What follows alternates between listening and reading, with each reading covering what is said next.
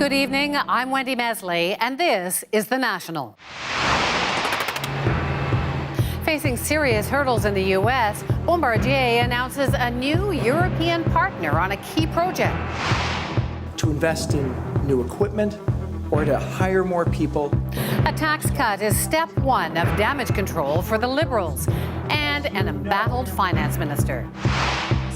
As the missing and murdered inquiry moves to Winnipeg, devastating stories of loss also open systemic wounds. And the sound and sight of one of the most elusive events in the universe. A surprising deal revealed tonight may have saved Bombardier. The company is selling control of its C-Series airliner program to Airbus. It comes after the U.S. Commerce Department slapped Bombardier with nearly 300% in trade duties on its new jets, following a complaint from aerospace competitor Boeing. Jacqueline Hansen is following developments on this story. So, Jacqueline, is this the salvation of Bombardier? They were on the line. Yeah, well, it could be at least the lifeline for the C-Series, which is something that it really needed. Bombardier's CEO saying today that this could truly be a defining moment. For the C-Series, it is a game-changing day. Simply put, Airbus brings global reach and scale. It gives greater confidence to new customers and accelerates commercial momentum. So like he said, Airbus brings this global scale because it is one of the biggest aircraft manufacturers out there. And so it could use those connections in order to get the C-Series in other markets that it's not in yet. And one other place, too, of course, we've been talking about so much is the U.S. And that being because of those duties that the C-Series would be facing there, the 300% duties. So Airbus would have a way around that because it has a manufacturing facility in Alabama. So the plan there would be to do at least the final manufacturing of the C-Series in the U.S. in order to sell them into that market. So did all of this happen because of those duties? The companies say that it is about much more than that. But Boeing, it did tweet this. It says, this looks like a questionable deal between two heavily state-subsidized competitors to skirt the recent findings of the U.S. government. Everyone should play by the same rules for free and fair trade to work. And I did, though, hear from people who watch the industry very closely. They said that they had heard of these negotiations, of rumors of negotiations happening for quite some time. So it's hard to tell exactly what happened behind those closed doors. So I guess the other big question is the Canadian and Quebec governments invested, the Americans called it subsidies, but invested a lot in Bombardier. So what about taxpayers' investments here? Well, the Quebec government is on board with this. It had a 49.5% stake in the C-Series. Now it has 19%. But what the idea is that it's a smaller piece of a much larger pie because the C-Series has just all of a sudden got a lot more valuable. Lots to watch for there. Thanks so much, Absolutely. Jackie. Thanks. You're welcome. Jacqueline Hansen. It was a promise made back during the 2015 election campaign, but it didn't appear in the Liberals' first budget or its second one. So the timing of today's announcement to finally reduce the small business tax is important. The tax will be reduced to 10% on January 1st and to 9% the following New Year's Day. But the government is also scrapping its recently announced plan to change the lifetime capital gains exemption, a move that farmers in particular said would have made it more expensive for them to pass on their farm to a family member than to a third-party buyer. So, back to the timing, no accident for sure, given how the government has been pummeled from all sides since it first announced its tax changes in the summer.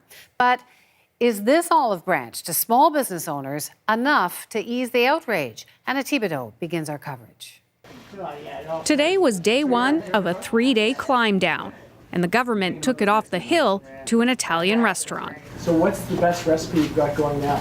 Apparently, the best ingredients are tax cuts today, dropping the changes to the capital gains exemption, and tweaks to the other controversial tax proposals later this week. It's not the people who are the problem, it's the system. Not the message Finance Minister Bill Morneau delivered in July. It's about people using a corporate structure to shield their income and to gain a tax advantage. That communication strategy to call out tax cheats was summed up by one Liberal as god-awful. So the key cabinet minister was pushed aside today. My questions are actually for Minister Morneau. I'll take them. Okay. The backlash was intense. Everyone from government insiders to farmers in rural Ontario. Canadian families can't afford the tax bill to sell it to their children. The proposed Liberal tax changes would have made it more expensive to keep farms in the family. The Liberals have now scrapped that measure entirely. In a move to appease even their own backbenchers, a mandatory caucus meeting was held today. Most emerged satisfied. I give credit to a lot of my colleagues who, along with me, advocated very, very hard for change. Liberals hope cutting the small business tax rate brings the temperature down. It's always good to pay less tax. It's about time. Cutting the small business tax rate does fulfill a campaign promise, but insiders tell CBC News it was done today to appease business owners at a critical time. And there will be more tax climb downs. On Wednesday and Thursday, the government will announce changes to its other two controversial tax measures. Hannah Thibodeau, CBC News, Ottawa. So how did Bill Morneau go from spotlight to supporting actor to an extra with no lines? The finance minister's had a bad few months, and as Catherine Cullen tells us, today's news conference made it clear the people in charge have noticed. Standing in the background, Bill Morneau might ask himself, just how the heck did he get here? From hotshot business executive to star Liberal candidate, meant to boost Justin Trudeau and the Liberal brand, given the ultra-powerful role of finance minister, now suddenly no longer in the driver's seat. I do have a question for Mr. Morneau directly, if he'd be able to answer one. He is right Yes, there. but you have to ask a question of me first. For all his accomplishments in business, in politics, Morneau is struggling. Stop misleading Canadians by telling them that these are tweaks. How can you say that we are cheating? This is not fair. As protests got louder, even some Liberal MPs started to panic. I don't want to see the government being seen as bulldozing ahead. Morneau insisted it was all according to plan. The communication's largely gone, frankly, as we expected. Then it got personal. Turns out Morneau forgot to disclose the private corporation running his villa in France. Now there's news he didn't use a blind trust to manage his personal fortune while in office. Which way are we going? Circumstances have to be pretty extraordinary for a finance minister to be shown the door. So instead, the Prime Minister is riding to Bill Morneau's rescue and taking over. Sure, Bill. Even if it's all a bit awkward for Morneau. Well, I think the Prime Minister said it well. Morneau is also getting some high-profile new staff to help him, including from the Prime Minister's own office. The Liberals aren't giving up on Bill Morneau, but it is clear they are not happy. Catherine Cullen, CBC News, Ottawa. We learned today that the United States caught NAFTA negotiators off guard this weekend, demanding a complete end to Canada's supply management system that governs dairy and poultry. Supply management was not expected to be tabled during this round of talks. Ottawa has vowed to protect supply management, which manages quotas and protects Canadian producers from U.S. products flooding the Canadian market. It called the U.S. demands a non-starter. Sears Canada has announced that their extended warranties won't be honored after Wednesday. The company says anyone who purchased an extended warranty in the past 30 days is entitled to a refund. The remaining 131 Sears stores will begin liquidation sales on Thursday. A tense moment on a Toronto college campus today. Classes have been cancelled for more than 500,000 students across Ontario. Faculty at 24 colleges walked out last night after contract negotiations failed. Their union is demanding more job security and a reduction in the number of part-time teachers. The colleges say that would add $250 million to the cost of running the schools. Workers at the General Motors Cami plant in southwestern Ontario are back on the job tonight after a months-long strike. The 2,400 Workers got a wage increase, but not the job guarantee they were hoping for. GM moved production of the Terrain crossover to Mexico in July, laying off 400 employees. The union had hoped for a promise that the Equinox wouldn't follow suit. In this age of inaccurate polling and surprise endings to elections, Calgary's mayoral race fits right in. As voters marked their ballots today, the latest polls had a 30-point spread. In some, two-time incumbent Naheed Nenshi was poised to win. In others, his closest rival, Bill Smith, was set to move into the mayor's office. Brian Labby is in Calgary tonight. Naheed Nenshi admits he's in a very tight race, and he says it's going to come down to which candidate is able to get out the vote. Nenshi has been described as arrogant by his main opponent, as someone who doesn't work well with others, and that under Nenshi's watch, taxes in Alberta's largest city have skyrocketed. The polls during this campaign have been wildly swinging back and forth. We've seen Nenshi with a 15-point lead, and then another poll put his main challenger, Conservative Bill Smith, out in front with a similar lead. The number of undecided voters has also been quite high. Nenshi was first elected in 2010. He became the first Muslim elected mayor of a major city in North America. He was easily re-elected in 2013. This battle in Calgary between progressive and conservative voters is seen by some as a preview of the provincial election, which is now less than 2 years away. Brian Labby, CBC News, Calgary. There were tears, anger, and frustration in Winnipeg today as friends and family of missing and murdered Indigenous women and girls told their painful stories. It's the first of 4 days of hearings, and today much of the anger was directed at the police. Margot McDermott reports. Now all we have's goodbye. Rob Daniels wrote this song for his cousin, 16-year-old Nicole Daniels. She was found face down, frozen to death in Winnipeg in 2009.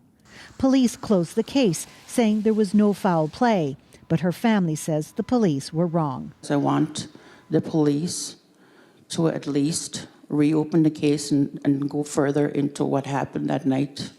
Among families who are testifying at this national inquiry, there is a lot of anger at the police and the justice system. Kim McPherson's sister, Jennifer McPherson, went missing before she was found murdered in BC in 2013.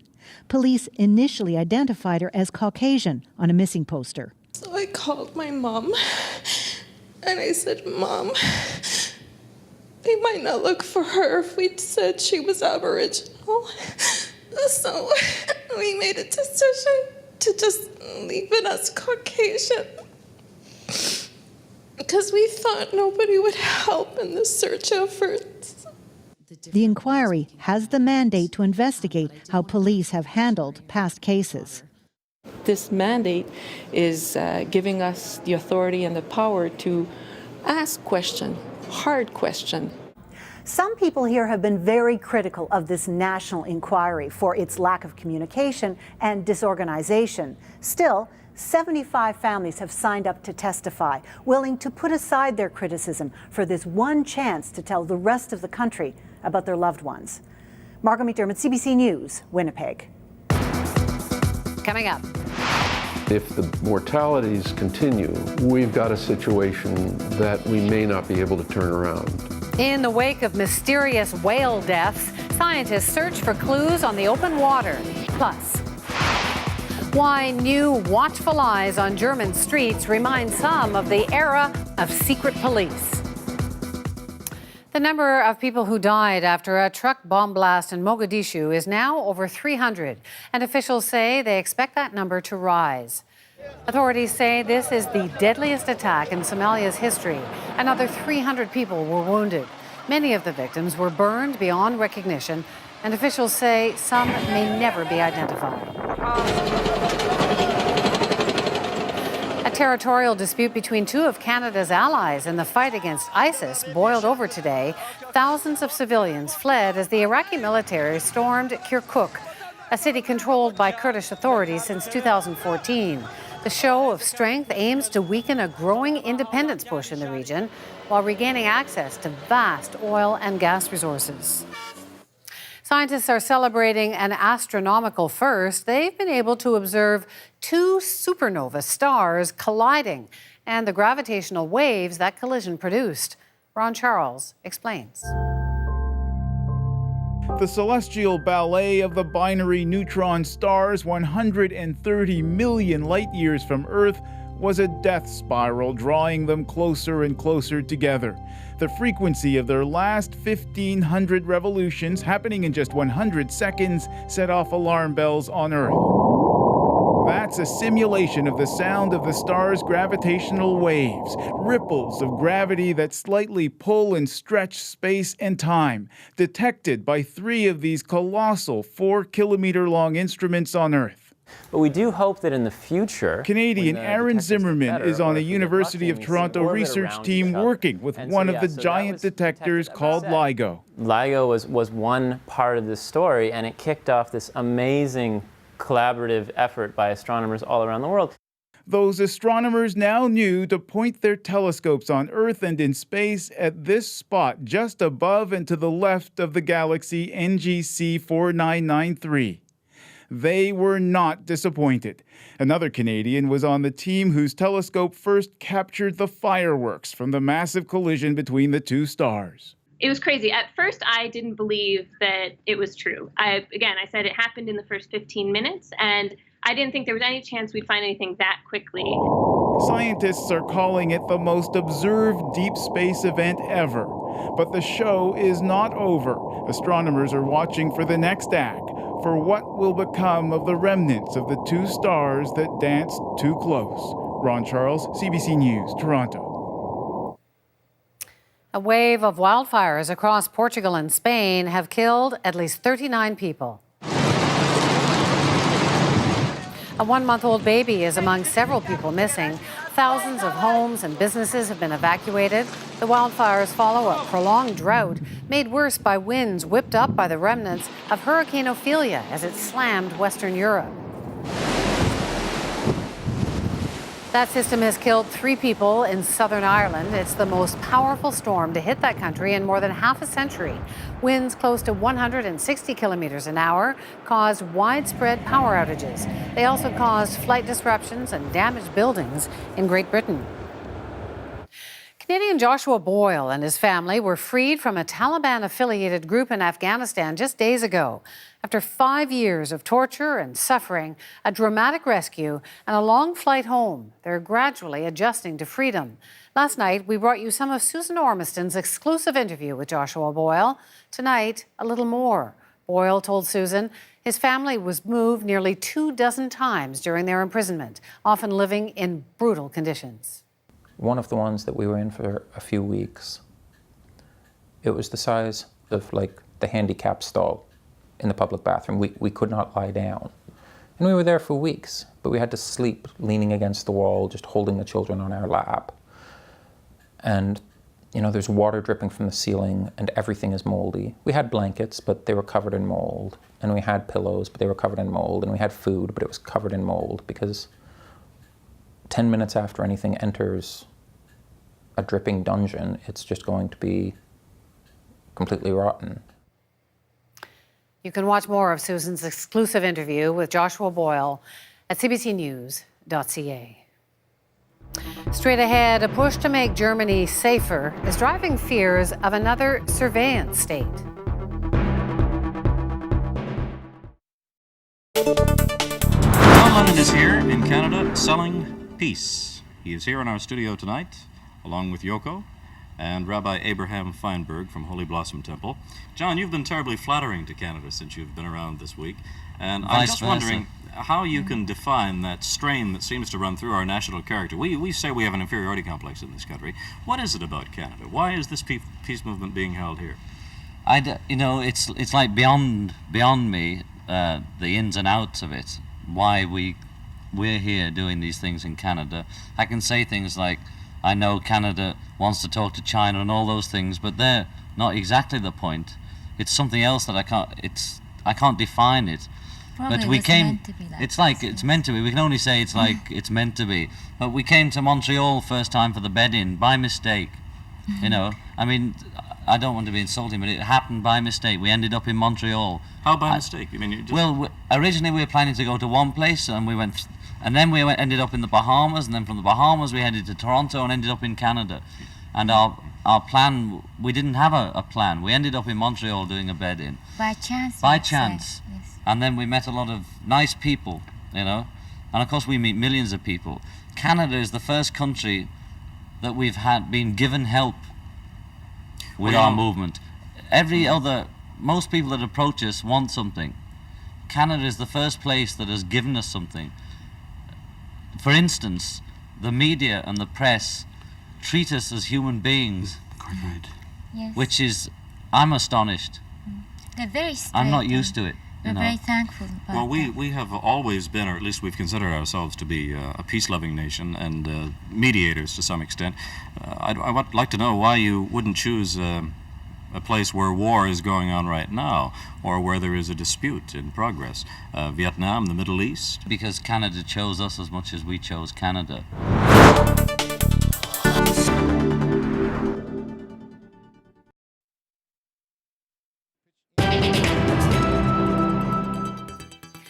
Mogadishu, Istanbul, and Barcelona, 3 cities shaken by deadly terror attacks in recent months. With the weapons of choice ranging from bombs to guns and knives and vehicles, authorities are looking to have eyes almost everywhere. In Germany, they're going back to the future with their counter-terror measures. And as Margaret Evans reports, the move to a surveillance state is reviving painful memories of the past.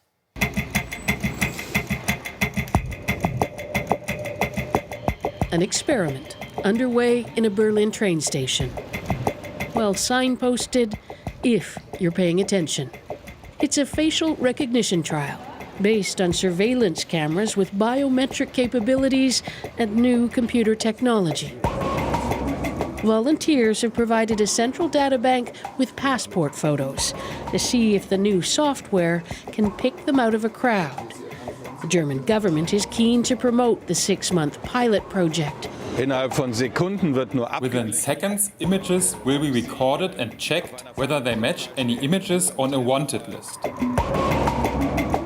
An increase in the number of terrorist attacks in Germany, like this one in a Berlin Christmas market last December, has made the idea more palatable to some Germans. Because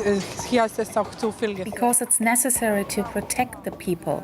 There's a lot of risk also with the refugees coming in. But appearing on candid camera is not everyone's idea of fun. It is a substantial invasion of privacy.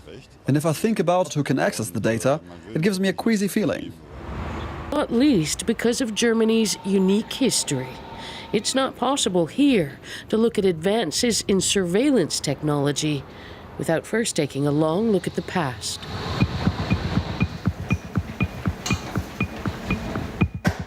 A storage vault deep in the basement of the former Stasi headquarters in Leipzig.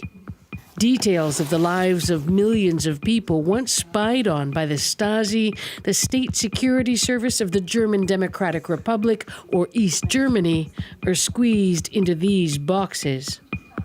They became available to those who wanted to see their files 3 years after the fall of the Berlin Wall. Gisela Kallenbach was one of them. Now in her 70s, she still keeps a copy of hers.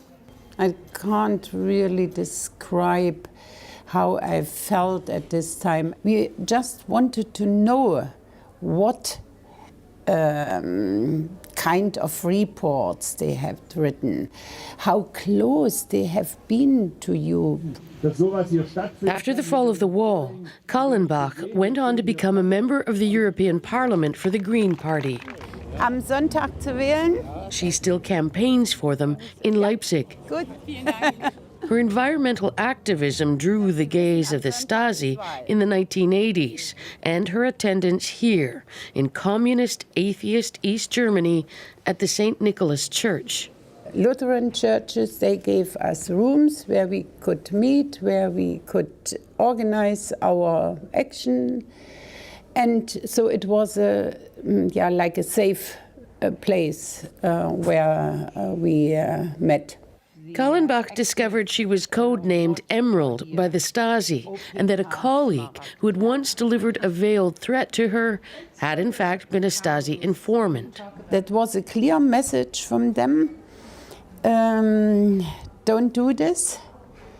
Otherwise, we are stronger than you.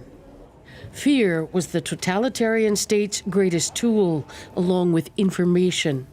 And it shaped the way Kallenbach views modern technology. I try to avoid spreading my data as much as possible. Too many people don't care about this. The television tower in Berlin, today one of the reunified capital's best-known landmarks. It was first built in what was East Berlin as an emblem of GDR strength and power. But it soon became a symbol of hope for dissidents, because when the light hit the tower just so, it made a cross. They nicknamed it the Pope's Revenge. You can revisit all the old spy tools of the Cold War era at the Stasi Museum in Berlin, another former headquarters, vast. The Stasi had 91,000 full-time employees in the end and 189,000 informants. Felix Muller works at the museum, his interest stemming from the fact that his grandfather was a Stasi officer. The older generations, he says, are not the only ones still coming to terms with what went on during those years. All the tricks of the trade are on display: secret cameras, listening devices. At one point, 90,000 letters a day were being intercepted.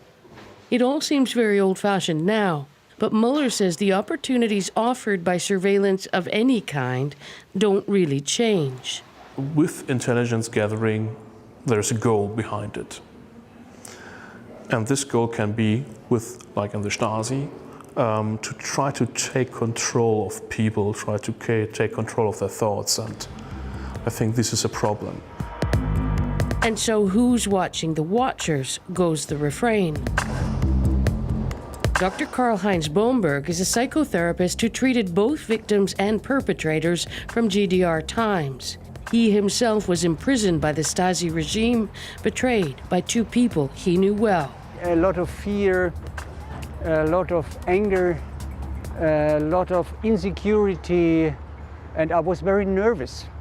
He believes Germany must claim its past in order to move beyond it. When you better understand dictatorship, you can better design democracy. And Germany is still working on it. When the former GDR began to crumble, the Stasi tried to shred documents, leaving behind millions of fragments of paper still to be painstakingly puzzled back together, if possible. A chapter in history not yet ready for closure. Margaret Evans, CBC News, Berlin. Up next, we unpack the negotiator-in-chief, Donald Trump's hardball tactics on NAFTA, and later. We know how many calves they've had, we know who's fathers. We just know so much about the individuals, so it's personally heartbreaking to me. The researchers on a quest to find out what's killing right whales in the North Atlantic. That's all coming up on The National. Let's check the day's business numbers. The TSX fell slightly. The Canadian dollar was down 1/4 cent. In New York, the Nasdaq hit a record high, so did the Dow, and the price of oil rose 42 cents a barrel.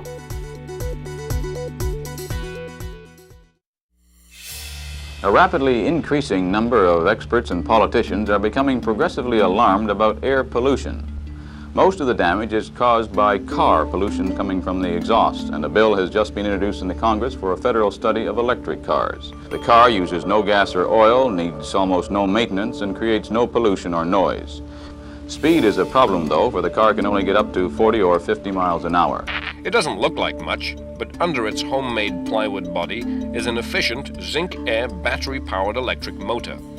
In its present experimental form, the car has a top speed of 73 miles per hour and a cruising range of more than 300 miles. It takes 8 hours to recharge the battery from an ordinary household electrical outlet. The owner is 61-year-old Bill Ward. I asked him if he's had any approaches from manufacturers. Not genuine approaches, no. General Motors says it has made a breakthrough in the development of batteries to power the electric car of the future. Zinc-nickel oxide batteries drive the car for 160 kilometers before they need recharging. That's twice as far as conventional battery power. The motorist simply plugs his car in overnight to build the power back up again. This type of electric car gets a top speed of 80 kilometers an hour and would cost about the same as a standard subcompact model. It may look like an ordinary Chrysler van on the outside, but it's a very different van on the inside. It uses an electrically powered sodium-sulfur battery. The electric van was unveiled last week at Expo in Vancouver.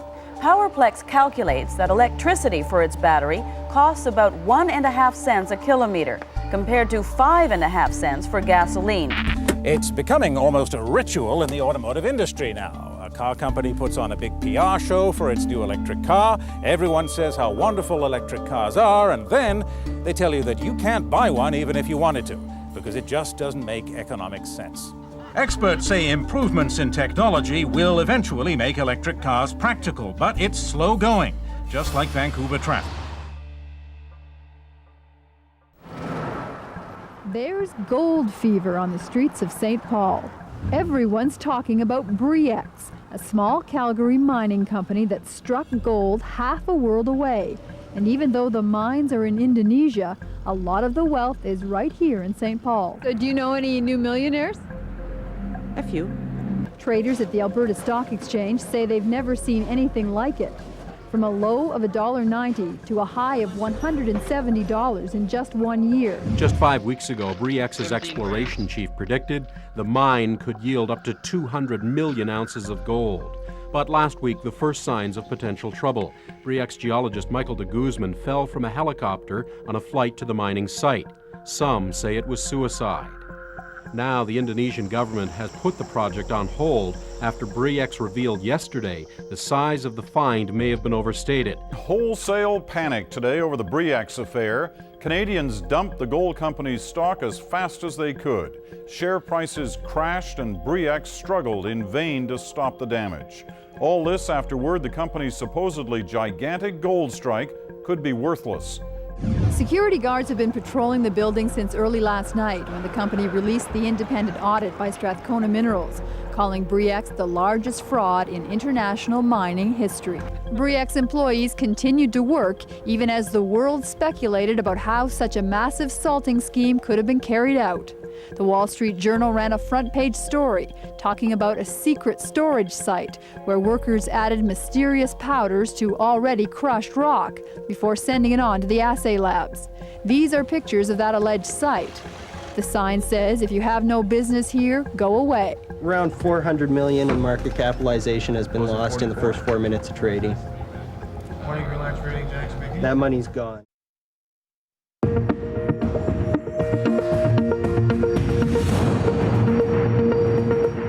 Another week of mixed messages from the White House, leaving some wondering if Trump's White House might be unraveling. But for now, his administration is standing firmly by his side. Did you call him a moron? I'm not going to deal with that kind of petty stuff. I don't believe, and I just talked to the president, I don't think I'm being fired today. First, Trump's chief of staff said the media has it all wrong. Today, it was the Senate Majority Leader's turn to pledge loyalty to the man who has belittled him. We're together totally on this agenda to move America forward. The troops may or may not be in disarray, but one thing's for sure, Trump's undoing a lot of agreements. People will have great health care. He's tried to back out of Obamacare, protections for the so-called dreamers, and the Paris Climate Accord. The United States will withdraw from the Paris Climate Accord. He's threatening to walk away from NAFTA. We'll see what happens. We have a tough negotiation. And then there's his threats to North Korea. Rocket Man should have been handled a long time ago. To talk about all of this, I'm joined by senior editor of The Atlantic, David Frum, and the Boston Herald's chief Washington reporter, Kimberly Atkins. So we'll get to North Korea, Iran, NAFTA, all of that in a moment. But Kimberly, again today, another news conference by a senior White House advisor official. Well, actually, he's not a White House advisor. He's chair of the Senate Majority, Mitch McConnell. Is it truly a love-in at the White House now, or is this just staging? What's going on? Yeah, they're apparently trying to make it look like that, and this is very similar to what we saw from the Secretary of State, who called an unusual press conference last week to say how he's on the same page as the president after all the news reports that they're not, or the White House Chief of Staff John Kelly, who has to go out in front of the press and declare that he's not being fired. Today, President Trump and Mitch McConnell stood together, declared that they're on great terms and that the GOP agenda is completely intact. That's contrary to a lot of the reporting. And it comes at a time that I think the president and the White House realizes that they need the Congress to get anything done. They're pushing, they're trying to get a budget passed, they're trying to get tax cuts. Today, President Trump added a couple new items on the agenda, welfare reform and economic development. He needs Mitch McConnell to get through any of those things. And it's a contrast even just an hour earlier or so when the president was faulting the GOP Congress for not getting anything done, not taking any responsibility himself. So we've seen this repeatedly. It tried to go before the press and say, hey, everything's fine here, despite what you've heard. Yeah, it is odd to watch, David. Like just 2 hours earlier, he was giving a news conference. He was asked about Steve Bannon, who was his advisor. And Steve Bannon has declared a season of war against people like Mitch McConnell. And then Trump is saying, yeah, I love Bannon, but here I love McConnell. Well, what's your interpretation? What's going on? Well, Trump doesn't pay a lot of attention to congressional politics, but he is always arrayed with the forces of nihilism and destruction. Look, Mitch McConnell is doing his best to try to hold together a normal Republican congressional majority to get things done. It's very disappointing for him. He's a very unillusioned, unromantic politician, Mitch McConnell, and he knows he's behind time. There is almost a negligible record of legislative accomplishment. So President Trump sees that. He can't accept blame, as he said at the press conference, at his White House meeting earlier today, that obviously something has gone wrong, but it's not my fault. Bannon, who has a pot of money from a family, the Mercer family, that had not until now been an important force in Republican politics. Bannon is the spirit of destruction, and he loves to be at the center of attention. But he is going to try to put together a series of primary challenges to Republican incumbents in what is shaping up to be a terrible Republican year. This is as powerful a contribution as Bannon can make to losing the Republican majority altogether. Donald Trump understands that that isn't good for him, but he delights in destruction. And because he needs someone to blame, Mitch McConnell is at hand. And so Donald Trump is going to make himself a party to the destruction of the Republicans in Congress with imminent consequences for them and for him. Kimberly, you were mentioning that he actually may need some help from Congress to get his agenda through. One of the big things for Canada, of course, is NAFTA. We're getting conflicting messages on that. What does Congress want? Where is that going? It sounds like it's dead. There was a whole new slew of demands put on the table today that to Canadians, negotiators, sound impossible. Where's that going? Yeah, it does. And again, that's the president trying to put forward his America First policy sort of to protect American interests. But a lot of folks in Congress on both sides of the aisle are very wary about pulling out of NAFTA altogether. They worry about that it could really hurt businesses and raise tariffs on exports and really wreak all kind of havoc to American companies, maybe more so than the effect that it would have in places like Canada and Mexico. So we'll really have to see. I think it will be very difficult to convince lawmakers that pulling out of NAFTA is a good idea. But again, the president is trying to keep a campaign promise. He campaigned on ripping up these bad agreements that President Obama either entered into or kept in place and renegotiating better deals because he's a businessman and that's what he does. I think he's trying to put forward that message, but I think he knows with NAFTA, even with the Iran nuclear deal, it's a lot harder to pull out of than he stated. David? The president has, of course, the power to withdraw from NAFTA at his own discretion. He doesn't need Congress on 6 months' notice. What is happening here is a kind of subterranean trial of strength. President Trump wants to blow up NAFTA for a bunch of reasons, including, by the way, that because Bill Clinton signed it, he thinks it's a Clinton-era accomplishment, not understanding that actually it was substantially negotiated under the George H.W. Bush administration. But he is encountering resistance here because there are a lot of important economic forces. Unlike the Trans-Pacific partnership, which was not yet law when Donald Trump withdrew the United States from it. That did a lot of damage, a lot of terrible economic damage, a lot of damage to America's standing in the world. But because it hadn't gone into effect, there were no vested interests attached yet to it. But there are a lot of interests attached to NAFTA. Pork producers in the United States look to NAFTA. Never mind all of the manufacturing and just-in-time shipping. Never mind that Trump states actually tend to be highly export-oriented states. Texas, even a state like Arkansas, which you may think of as not a state exposed to the international economy. It's the headquarters of Walmart. It's a major American agricultural exporter. And Donald Trump is discovering that he's here in a conflict with the American business community, Republican governors. He is going to have to ask himself, how much is he willing to do? He has the legal authority to do it, out of pique, out of his own ideology, and to put himself at odds with the rest of what would normally be his party. It's a huge risk. It's not clear that he understands how big the risk is, and it's not clear that he understands how much he may need these people. 2018 is going to be a much worse year for him than 2017 is. And 2019, if the Democrats make gains in either chamber of Congress, may be a worse year still. We are out of time. I wanted to talk about Iran and North Korea, but it's all so fascinating, and there's similarities in all of them. But thank you, both of you, for your comments tonight. We'll talk again. Thank you. Thank you.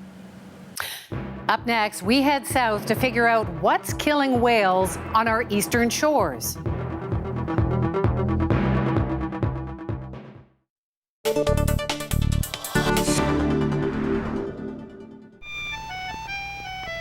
I think a lot of the fellas make the mistake of looking for a girl that's absolutely perfect. Of course, I mean, you like to try and make her as almost perfect as you can, but I think you should learn to get along with the bad qualities and the good qualities. What's your opinion on this business of going steady? I think it's something that it just shouldn't be. You mean it hasn't happened to you yet? Well, not exactly. It will someday. Don't look so smug. I started dating when I was about 12 or 13. Well, so the prestige of having a boyfriend. I don't know, I think you get too tied down. It's almost like getting married. How do you make up your mind how far you're going to go on a date? Or it depends on the girl. Well, I've recently met a fellow who believes that without exception, men, women, whether they're separated, divorced, or three-time losers, still cling to the hope that somehow, somewhere, there's someone just for them. He's Morton Victor, who tried to speed the process of natural selection by organizing a singles festival. Being single could be very frustrating. It could be very depressing at times. Just came to meet some nice young girl. Well, maybe in the sense to meet somebody. Well, to meet some girls.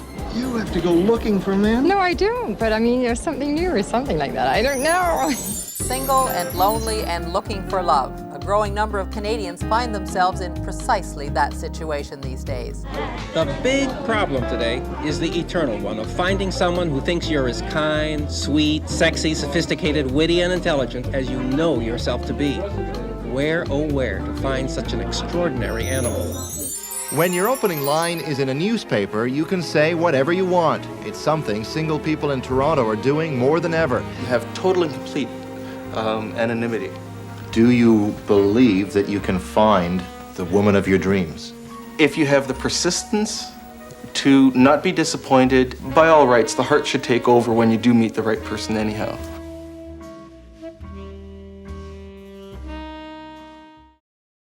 Zippity-doo-dah, zippity-day. My, oh my, what a wonderful day. Hey! Ryan Gosling is on top of the world. Well, at least the entertainment world. He's a mouseketeer. Hey, Ma, I'm home.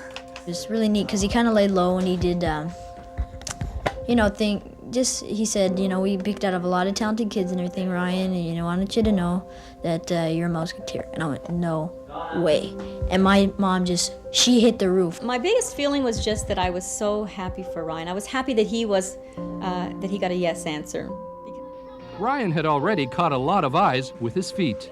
He'd won an Ottawa talent show, Homegrown Cafe, and several dance competitions in the United States as well. But it was his clean-cut looks and his singing which won him an audition with Disney officials last month in Florida. She that travel around Disneyland to put you down. So people, let me put you on.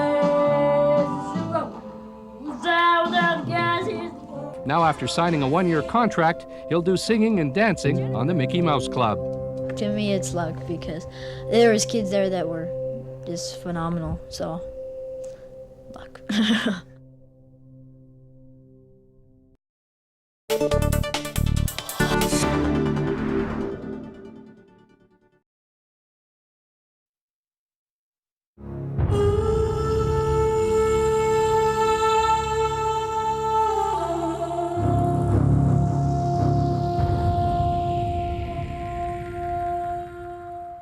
For centuries, whales have captured people's imaginations for their grace, intelligence, and elusiveness. This summer, along Canada's east coast, it was for their vulnerability, as scientists tried to figure out why so many North Atlantic right whales, a threatened species, were washing ashore dead. Tom Murphy set out to find answers to the mystery of the vanishing whales.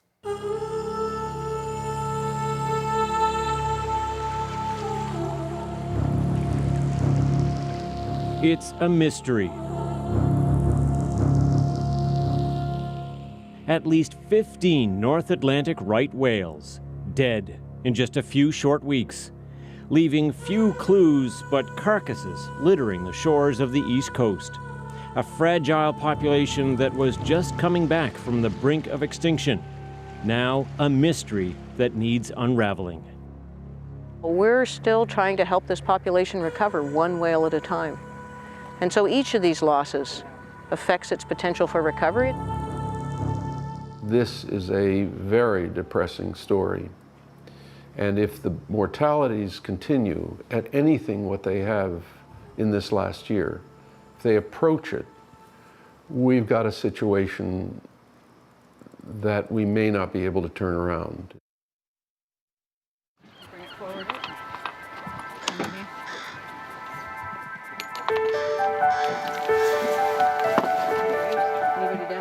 Here on the waters that hug the shore of Lubec, Maine, whale detectives, if you like, are on the case. At dawn all summer long, on a tiny 20-foot boat, these research scientists steam 3 hours into the Bay of Fundy between Maine and Nova Scotia, patrolling, searching for clues. So this is a real deep water area, in excess of 200 meters in depth in places. Mo Brown is a right whale scientist at the Canadian Whale Institute. For the past 37 summers, she's come here to work with other experienced right whale researchers. This year, looking for evidence, hoping for a lead in a desperate situation. That is a critical area. It has been a critical area for the North Atlantic right whale. What's happening there now? Well, this year has been a year with very few sightings. So we had a couple of dozen right whales the end of July, early August. And then we had a lot of surveys with no right whales sighted. And that's what has researchers on edge. To lose so many whales in one summer is much more than tragic. It's a catastrophe for one simple reason. Fewer than 500 North Atlantic right whales are left on the planet. They are solitary and in their own way mysterious, and they don't give up their secrets easily. We're just looking over the surface of the ocean. There is magic by seeing the birds, but there is also tremendous magic by seeing a whale surface up. We know we can collect a little information on that whale and contribute to our understanding of it, and then it disappears again, and we're essentially just looking at the surface of the water. So the magic lies below. Now there's an international effort to try to understand the North Atlantic right whale and its migration habits. This mother and calf was spotted in the Gulf of St. Lawrence this summer. Like spiky things breaking the surface of the water, and then again. Hundreds of groups from regular citizens to respected scientists up and down the coast of North America are part of this Herculean effort to save a species. Yeah, I see. It's just like a tree branch or something. Yeah. But get this, researchers are baffled. The whales aren't showing up where they usually do, and no one is really sure why. And so days like this, where we can potentially spend 12 hours steaming around the Bay of Fundy, that has traditionally been such a lucrative place for right whales, and not see any, the challenge we're then faced is how long do we stay here and keep doing this?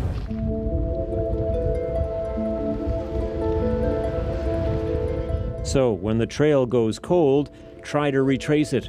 Here at the farthest tip of Cape Cod in Provincetown. In the spring, these waters are teeming with North Atlantic right whales, mothers and their calves. A feeding frenzy before heading further north to Canadian waters. When the doors open to break the surface of the water, it makes them incredibly difficult to see. An entire industry has been built up on their majestic beauty. Whale watching tours. Here we go, there's the calf back up at about 10. In waters where the whales were once hunted for their valuable oil. There is a reverence for whales here. Listen to naturalist Carolyn O'Connor talk about the right whale. I really fell in love with them with a certain behavior that I saw down in the calving and breeding grounds. It's a behavior called cradling, where the mom will be upside down at the surface and she will hold her calf in between her two pectoral flippers.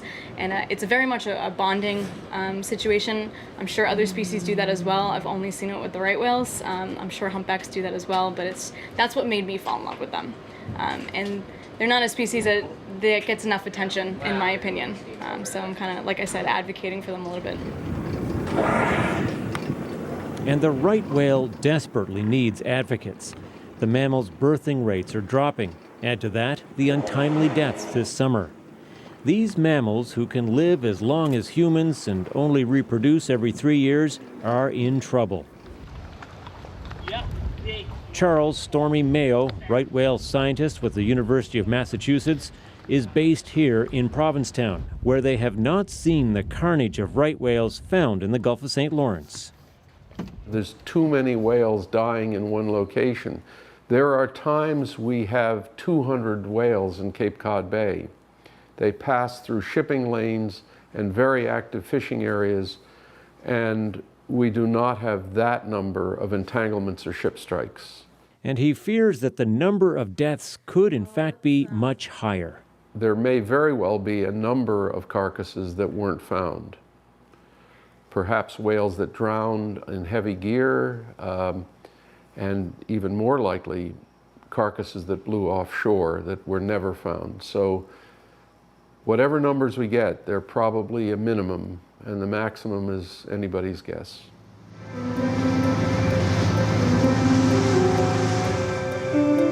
From here, the right whale mystery only deepens. Instead of coming to the Bay of Fundy to feed, they're going farther north to the Gulf of St. Lawrence, in unfamiliar waters where this summer's unprecedented tragedy unfolded. Scientist Amy Knowlton.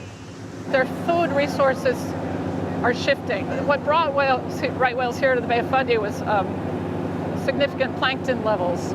What we're seeing now is that these plankton patches don't seem to be happening, certainly not in the time of year that we're still here. Whether it's happening earlier, whether it's not happening at all, we don't know the answer to that. Back in Lubec, Maine, at Whale Research Headquarters, in a shabby old Victorian house turned lab, Amy pulls up the stark photos from this summer. Image on the left here is the carcass with a lot of the skin is gone. Some of them entangled in fishing gear, others showing signs of blunt trauma, most likely being struck by a ship in one of the busiest shipping lanes in North America. We have an extensive photo ID database. Amy knows these whales like family members. Each one has identifying features. But she never imagined she would have to use those features to identify so many dead whales. And we were able to say, okay, go to our software system and say, pull up all the individuals that have a black chin patch and are female, and you can see the scars. And you can see the scars here on the bottom right. This is the same This is the same whale alive. So that's her ventral chin, and you can see these scars line up exactly. And we were able to match the majority of the carcasses that were found up there. It was a difficult summer for these scientists. I think we have all been tracking these individuals throughout their life. You know, we know how many calves they've had. We know who's fathers. We just know so much about the individuals, so it's personally heartbreaking to me. Now the next step is trying to find a way to minimize the threat to right whales. We're testing some ropes in Massachusetts with some lobster fishermen down there. They developed these like Chinese finger type sleeves, working with a rope manufacturer, that are of 1,700 pound strength, and they can splice them into their end line every 40 feet. And the hope is that if a whale hits that particular end line, that it's going to break it instead of start wrapping itself up in the heavy gear that's attached. Defined shipping lanes that steer vessels away from areas where whales gather can also greatly reduce deaths. They know it works. It's been done in the Bay of Fundy. Time is of the essence because we expect right whales to return to the Gulf of St. Lawrence next summer. So we still have our work cut out for us. These animals are still holding a lot of secrets from us.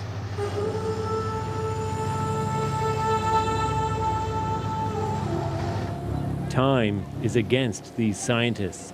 They need answers for the simplest question: where are the right whales going next? They can't protect them if they can't find them. Oh, Steve. Suddenly, on the horizon. One there, there's one at 2 o'clock. Oh, nice. But ever so quickly, the excitement of spotting the familiar blow fades. It's not a right whale, but a pod of humpbacks, the wrong species. And so the mystery continues, the right whale refusing once again to give up its secrets from the deep. Tom Murphy, CBC News, on the Bay of Fundy. Stay with us. More on the National when we come back.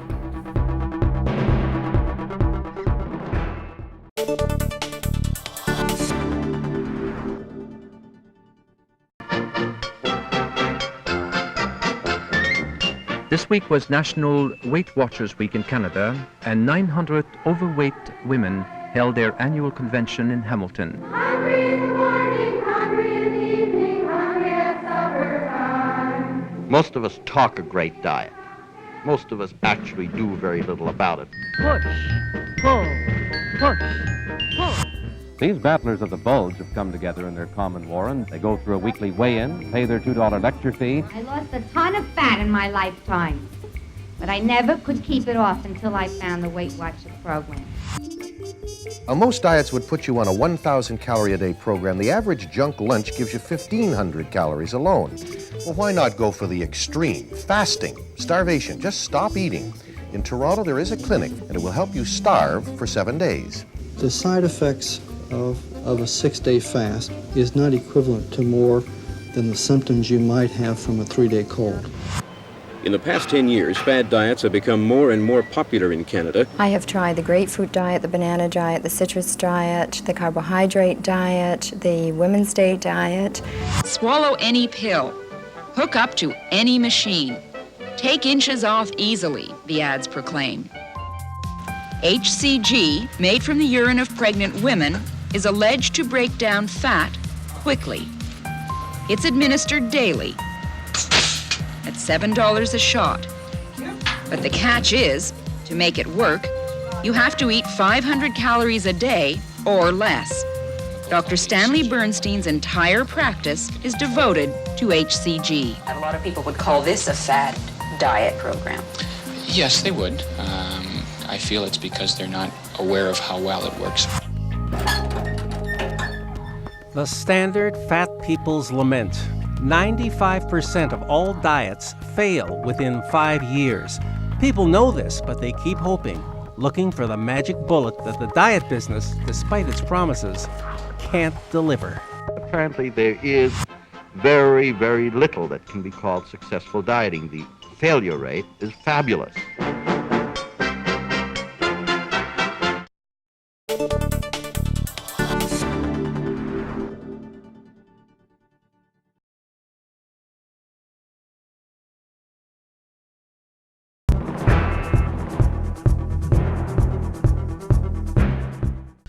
CBC Music presents the Canadian Music Class Challenge. Teachers, go to cbcmusic.ca/music class and upload your students playing a selected song to enter.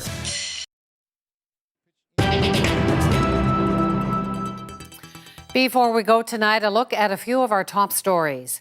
Facing huge tariffs in the U.S., Bombardier is partnering with Airbus. The European aerospace giant is acquiring a majority stake in the struggling C-Series program. It's still good news for the U.S. Additional manufacturing for the jets will go to Alabama. By fixing flaws in the system, we know that we can benefit all Canadians. The government is cutting the small business tax rate. It will be 9% by 2019. It also announced a climb down from an earlier controversial tax reform, which faced heavy backlash from small businesses and professionals. And that's the National for this Monday night. For news at any hour, you can always go to cbcnews.ca. I'm Wendy Mesley. Thanks for watching.